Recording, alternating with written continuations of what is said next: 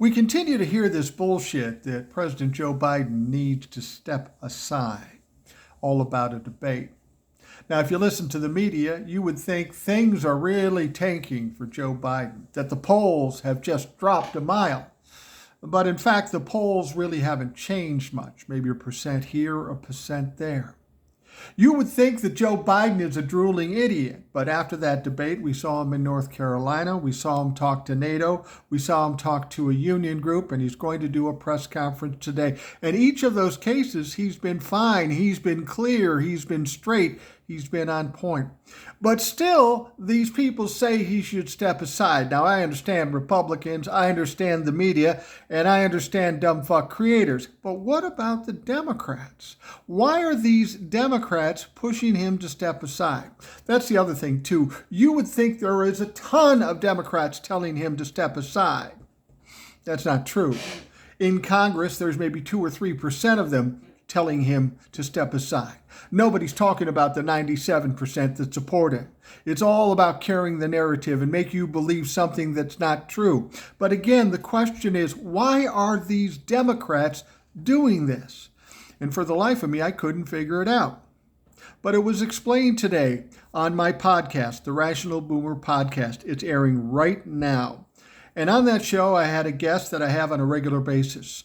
This is a young woman named Old Soul. Now, if you've never heard Old Soul before, trust me, you need to hear this podcast and you need to hear Old Soul. She is something special. She's literally a fucking angel, and she's smart as shit. Every time I talk to her, I learn something. And she explained to me why these Democrats are pushing to have Joe step aside. Now, we know the Republicans, the rich class, they don't like Joe Biden because he wants to enhance Medicare, give better health care, give free education, cut taxes for the middle class, increase taxes for the rich. And of course, the rich people don't like that shit, right? The elite class, like Joe Biden said.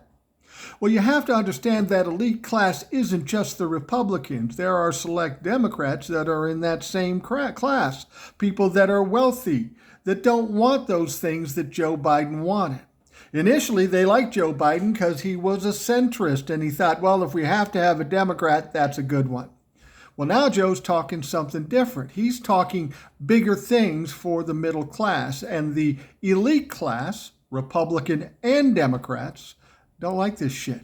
They don't like the middle class getting a hand up, and that's what Joe's doing. You see, this is what's interesting, and this is what Old Soul told me.